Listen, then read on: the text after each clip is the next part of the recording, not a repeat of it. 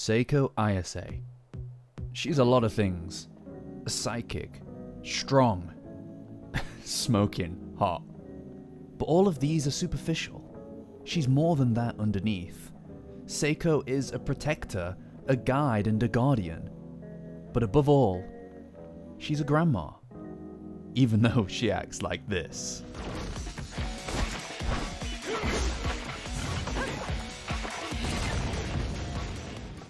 Her heart is caring. She carries the burdens of the world so that her kids, her family, don't have to. But the weight of such things can be crushing. And the evil eye arc shows us Seiko's inner self, with all the pretense stripped away. Her compassion, her failures, her victory, and what it really means to be in this together.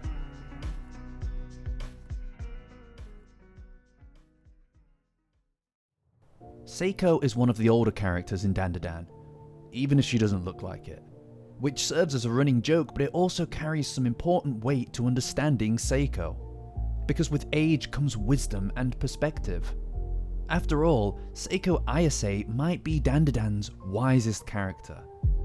She's seen the world, lived in it for long enough to understand it better than the kids, and more importantly, to understand her place in the world. It's not that she conforms to the world's expectations, it's quite the opposite actually. She simply doesn't care about what the world has to say. She refuses to fit in, she embraces her strangeness. After all, she works a strange job as a TV medium, which makes her the target of ridicule. She lives on the city's outskirts, fairly sequestered away from society, and she even refuses to conform to what a grandma should look like. I mean, oh my lord, look at her. Okay, I'm cool, let's just go. It's no secret that the core cast of Dandadan wear masks. Facades that they project to the world to hide away their true selves. A form of protection. Regressing behind a barrier of falseness, a version of yourself that is designed to act as armor, lets your true cares, fears, desires and loves sit undamaged by the scrutiny and the cruelty of others. Okarun hides his desire for friends behind this thick veneer of dorkiness and escapist fantasy. Conversely, Momo tucks away her love for those that she cares about by acting abrasive and keeping her love for the spiritual world a complete secret.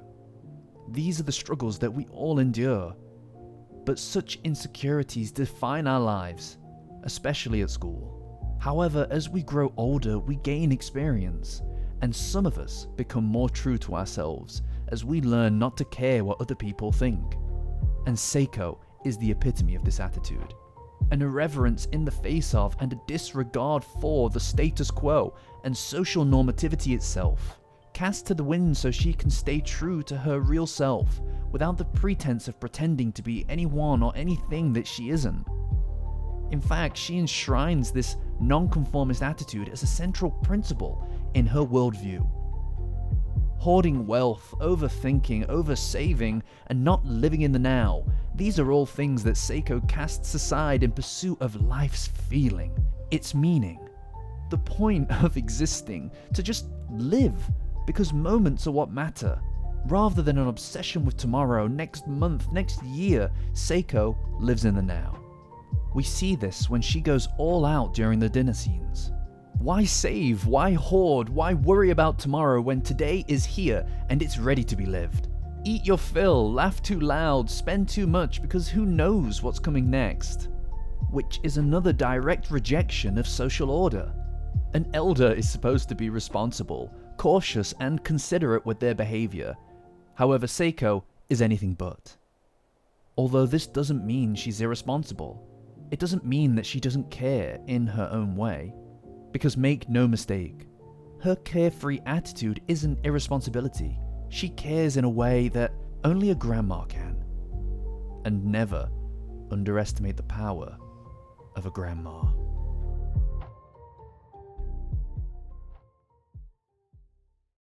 Momo has no parents, and it was Seiko who stepped up. Not just as a guardian, but as the one person who could shape her into the woman that she was meant to be. However, growing up is hard. Seiko tried to instill in Momo an understanding and an appreciation for her inner power, her spiritual potential. Every day on the route to school, Seiko instructed Momo to build up her chi as a protective ward, a ritual to ensure that no bad could befall her. This was important for Seiko because this is her precious granddaughter, the only family she has. An opportunity to guide her to become who she was always meant to be. But above all, for Seiko, it's the chance to be seen by someone who looks back and doesn't see her as an oddity. For this little girl to see her and everything that she does and understand its value. Family is so central to Seiko's world and to Dandadan itself. It's family that binds, creates bonds that are stronger than all of the hate and the ignorance that plagues the world and lets you feel valued. People who can look past the social stigma and love you in spite of, no, because of all of your strangeness. Family is Seiko's strength. She endures the world so that she can keep this family afloat, works a job that leaves her little room for dignity to provide for Momo, to give her a normal life without having to face hardships. But family can be a weakness. When Momo is bullied at school by the boy that she likes, she rejects Seiko's ritual and tells her that she's a fake medium. And look, she's a kid who's hurt and hurt kids say hurtful things. But this stung Seiko a lot, because this wasn't just some random people watching her on TV whose opinions she can so easily shrug off. This was Momo, telling her that she wasn't good enough, the girl that she raised, telling her that she's a fake. And it was enough to drive a wedge between them for a long time. After all, to Seiko, all that really matters is this: the act of truly being in it together, and to be rejected by the one who should be in it with her is just so hurtful, and she carries this with her. And the real tragedy is that Momo didn't say it because she truly believed it, she said it because she couldn't stand the idea of other people mocking her grandma. So she shut her inner self off from the world so as to disallow it from ever being the center of ridicule again. A way of protecting Seiko, in a sense. And this locked away Momo's inner power, her psychic potential, sealing it behind a thick glass until the right person could come along to help her break it open. So she could shatter that glass and become the person that she's supposed to be. Seiko has raised a granddaughter who's as stubborn as she is, so they're often at odds with each other. And after she takes down the possessed Okarun, in impeccable fashion may I add, Momo awakens, asking where he is. Seiko uses this opportunity to drive a confession out of her, refusing to indulge her questions until she gets a sufficient apology. And yes, this is a bit self-indulgent on the front, for sure, but Seiko's trying to teach Momo a lesson that she won't soon forget. That the spiritual world does exist, and that she's carried the pain from Momo's words with her for a long time. As we just saw in her fight against Okarun, Seiko is confrontational. She steps up and makes her feelings clear. She demands the presence of a scene, and this is her doing just that. But above all, Seiko isn't going to just come out and tell Momo that she's trying to teach her a lesson, to guide her down a path. And we see this in the next scene. When Momo sees that Okarun is okay, Seiko imparts some advice onto her granddaughter. Leave him. Move on. Go back to your normal life and forget about this boy. However, we see the lengths that Seiko will go to protect someone that she doesn't know. It's the cornerstone of her philosophy. So the idea that she's actually asking Momo to do this doesn't track with her character at all. Because it's a test. Seiko isn't trying to push her away from him, she's trying to see what kind of woman her granddaughter is becoming. What lies in her heart. So when she hears Momo wants to do the right thing, she mocks her for it. But that's just the kind of character that she is. She's unserious on the outside, but on the inside, she's deeply devoted to helping guide the kids. Momo especially. And Momo looks to her idealized Ken Takakura as a light, a beacon of morality. But the reality is that this framework of morality, justice, and honor exists within her grandma too. The thing is, it's not really in Seiko's personality to be preachy, nor is it her mission to push her granddaughter down a specific path. She wants to let her choose. She cares that people can be themselves. She doesn't force Momo to adopt her ways or believe in the spiritual world. She lets her live her own life, even if it hurts her sometimes, deeply. A pain that lingered until that apology. Seiko often seems so silly and irreverent because she's seemingly so carefree. By design, this personality lets people live and let live. It means that they look to her in hard times and see that she is fine, so they're fine too. But that doesn't mean that she doesn't want Momo to live up to her hopes and her dreams for her. And in this moment, she sees her granddaughter make this choice. Seiko approves. Despite the fact that she made fun of her, Seiko helps Momo and Okarun train to prep for the fight against Turbo Granny and throws her lot in with them, guiding the two of them into the world of the supernatural, helping the two of them come to terms with what it takes to get stronger, to develop their powers. And as they prep to leave for their mission, Seiko can't help it. She lets a shred of this familial sensibility leak through, and she holds Momo before she leaves, asking her to be safe. A peek into her heart. Despite it hurting her to put Momo in danger, she wants the kids to be strong. She lets them go on missions because it's through experience that they can grow and become who they're meant to be. But this philosophy can be dangerous. After showing up at the last minute of the Cursed House arc to seal away the evil eye, we see another side to Seiko. A side entrenched in guilt and failure. She let them go alone and face a threat that was far too dangerous for them. A mistake that could have gotten them killed. So she apologizes to them. Because being a teacher and a guardian all at the same time is a delicate balancing act. One that we see come to a head across the Evil Eye arc.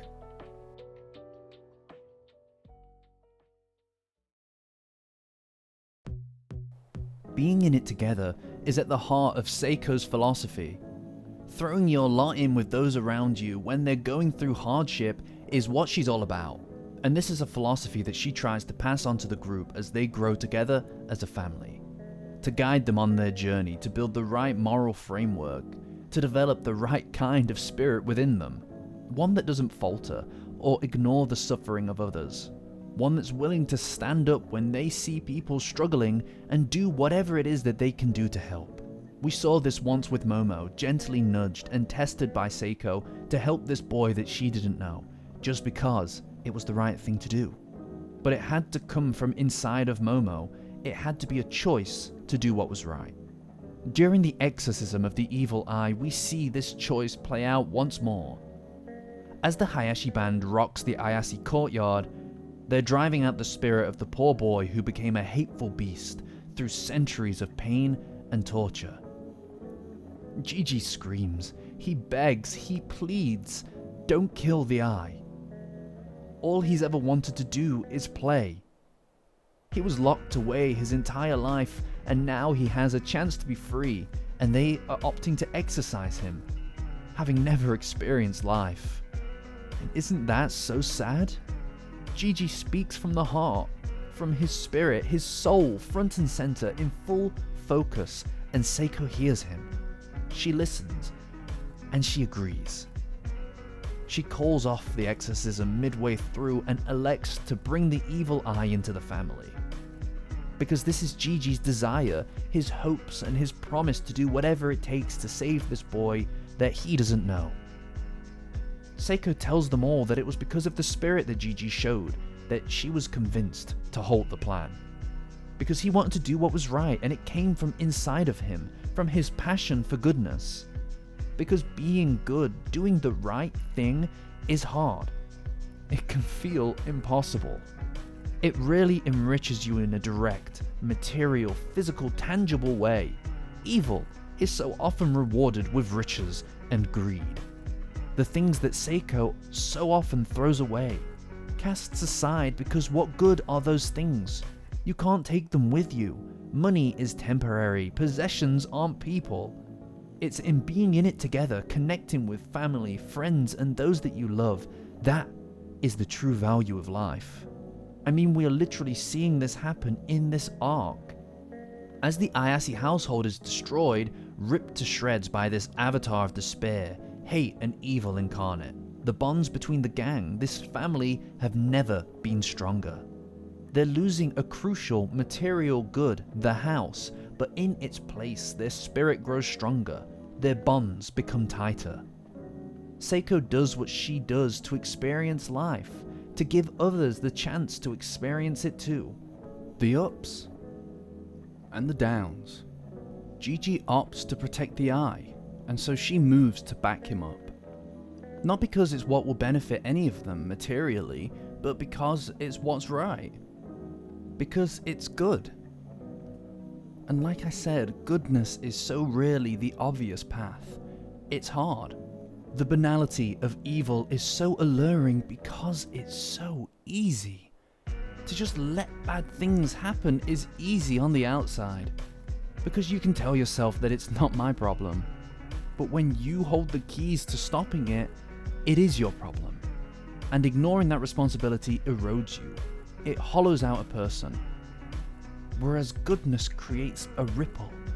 It spreads and it enriches and inspires others to do it too.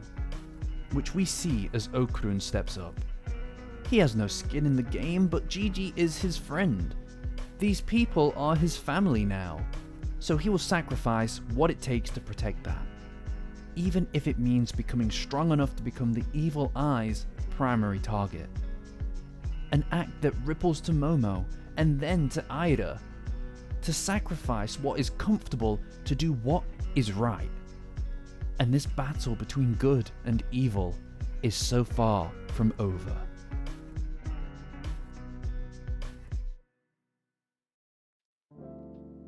Bringing the evil eye into the family isn't as simple as a few fancy words, it's hard work. Like I said, doing what's right is so rarely ever easy. And this is difficult. While the gang managed to grow closer across the evil eye arc, they're also almost driven apart, shattered by one incident. The evil eye is awakened when Aira spills her boba tea onto Jiji, and he easily isolates Momo from everybody else, trapping her.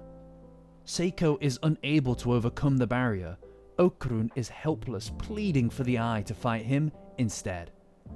But the evil eye, in Jiji's form, turns his attention to Momo, attacking her, ripping her shirt and grabbing her by the neck in his hands. Her quick thinking and her foresight are the key to her survival. She holds hot water in her mouth and spits it on the eye to bring Jiji back into the driver's seat. But she was lucky, and the damage is done. Despite apologizing profusely, Okarun shoves Jiji away from Momo aggressively so that he can tend to her, and all that Jiji can do is watch. Watch as he sees his desire to protect the eye does require sacrifice. And it's not just him that's in danger. And this reality check is a lot to take in, which Seiko sees. She hands Jiji a towel to dry himself off and tells him that it isn't his fault, and that it's all alright, comforting him to the best of her ability.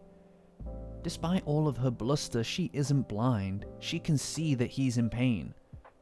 Her devil-may-care attitude isn't the only thing that defines her. She can see the nuances developing between the characters and all of their internal struggles. And the anime shows this so well. It's clear that Seiko sees Momo and Okarun's romantic moment in the backseat of the car. But she doesn't speak. She doesn't want to interrupt the gentle, fragile romance that's developing between these two fairly insecure teenagers. So she chooses to keep quiet. And just like that, the animosity between Jiji and Okarun's fractured friendship starts to impact their relationship. And she sees this too, opting not to speak on it but to quietly acknowledge it, as not to make it worse. Because the truth is, all of these guys are just kids. Insecure, fragile, fractured kids, just learning to take their steps out of childhood. a childhood that Seiko wants them to experience, a purity that isn't impacted by the awful sadness of the real world. She wants them to hope, to fill their souls with dreams, to live in a world where they can save a little boy warped by hate and time through love and care, to have a place where they can all come to bond and be a family. But like it so often does, reality presses its way into this hidden haven, a reality that conflicts with her values, bringing them to the brink as time runs out.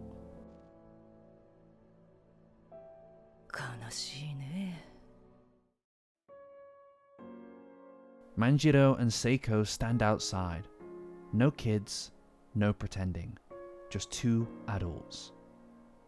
He tells her that this can't continue, that the exorcism simply needs to go ahead because the threat of the evil eye is becoming uncontrollable, and if Seiko won't do the ritual, then he will. And as he's leaving, she stops him. It's a bitter pill.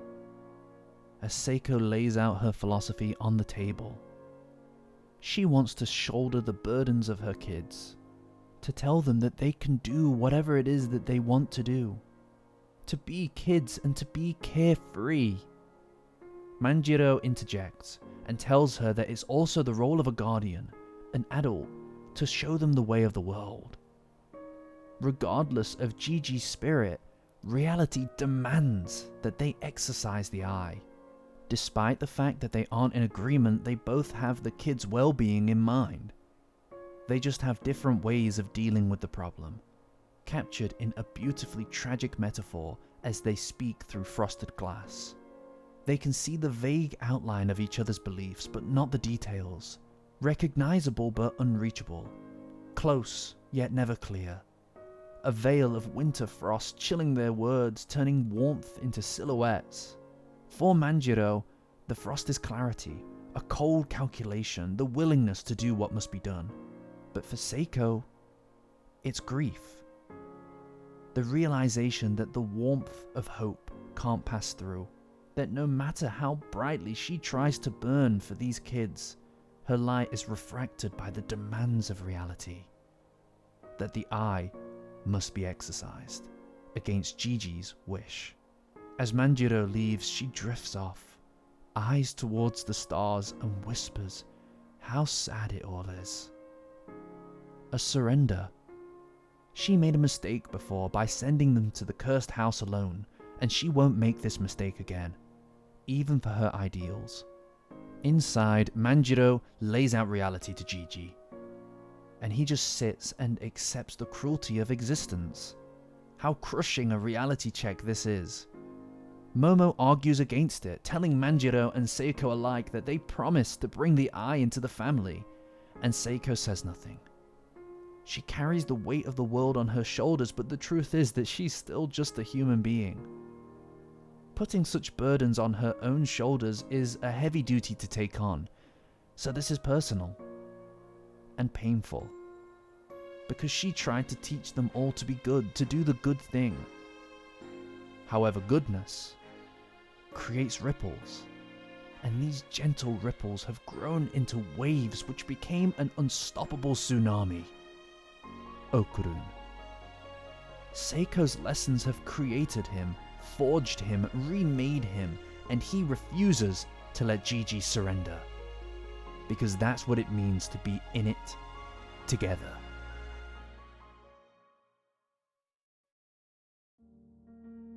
One good deed. That's all that it takes. It plants a seed in a person's soul, one that grows and matures and is spread even further. In helping Okarun to get through his trouble of the Turbo Granny curse, she did something good for somebody that she didn't know. He tried to pay her back for this, doing newspaper routes to eventually return and compensate her for this with money. But Seiko refuses. Like I said, material gain means so little to her. Rather than accept this money, Seiko imparts upon him some wisdom. A holistic way in which he can square away his debt. To simply pay it forward by helping somebody else who needs it. To internalize what she did for him and to pass it on to another. To create a ripple. Okarun's loneliness was crippling. He's never had anyone. He had no reason to believe in anything outside of the cruelty of a world that chipped away at him day by day. It's within Momo reaching out to him with an act of pure goodness that he learned what it meant to have a friend and to fall in love. But it's through Seiko Ayase that Okarun learned what it meant to be part of a family. It's through her that he learned what being in it together really means. While Momo gave him a chance to hope, it was Seiko that gave him the opportunity to belong. Seiko's impact helped Okarun, and he idolizes her for that. She became a guardian, a role model, someone to look up to, an ideal to strive toward. And this isn't simply an inference. He tells Jiji that this is at the heart of his mission to help. That he too knows what it means to be possessed by a monster, and it's his goal, no, it's his duty to see this through and help Jiji, just as Seiko had helped him before. Asking for nothing tangible for herself, but rather to just help another when they needed it the most. And so here we are, when things seem at their bleakest, even when Seiko has lost faith in her own ideology. But an idea doesn't die, provided it's been passed on and understood by another, a kindred spirit, a perfect student.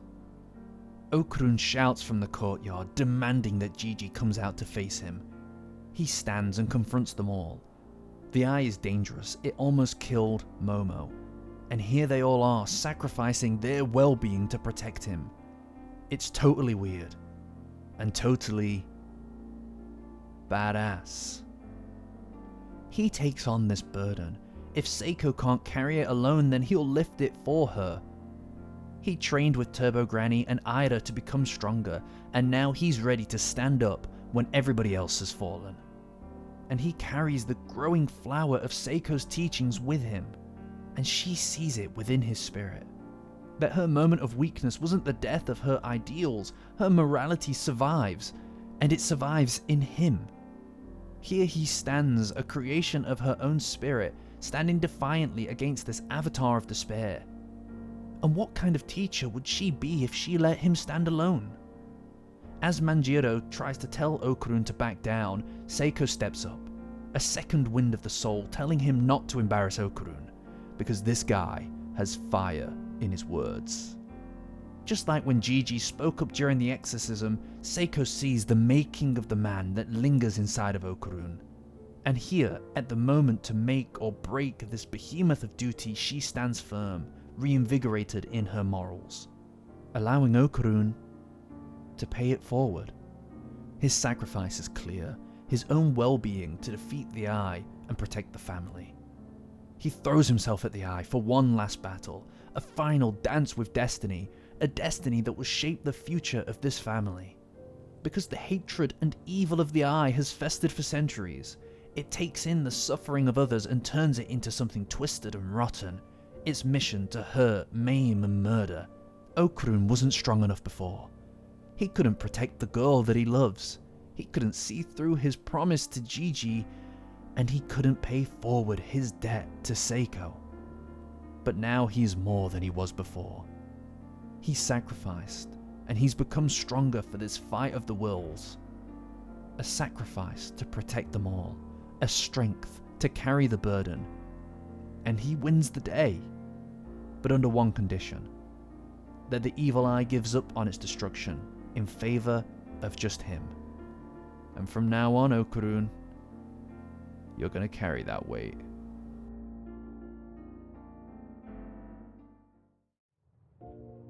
Being stubborn is simply the Ayase way, it seems. At the end of all this chaos, all the joy, the conflict, the romance, it's time for everybody to go home. Of course, not everybody has a home left. In a single final act of defiance of the material world, Seiko blows the last of her money on a luxurious spa. With no plan, no money, no home. Momo and Seiko walk home, well, to the rubble pile. You know what I mean. And the two Ayase women talk. Seiko refuses to use Momo's wages to rebuild the house, and she refuses to ask for money from those who were just staying. prompting Momo to ask her to just not overexert herself. She pushes herself to the limits for the family, but that weight is a lot of responsibility. She's made it pretty clear that she wants to shoulder the burden of the world and to let the kids be carefree, but that's not fair. These kids are more than babies. Okarun has just proven that with this incredible feat. They're strong, capable, and powerful in body and spirit. And even grandmas have their limits. But she did too good of a job teaching others what it means to be in it together. So when they get back, they're all waiting there, ready to help rebuild the house. Okarun, Aira, Peeny Weeny, Chiquitita, and Ludras. No, what are you doing? Wait!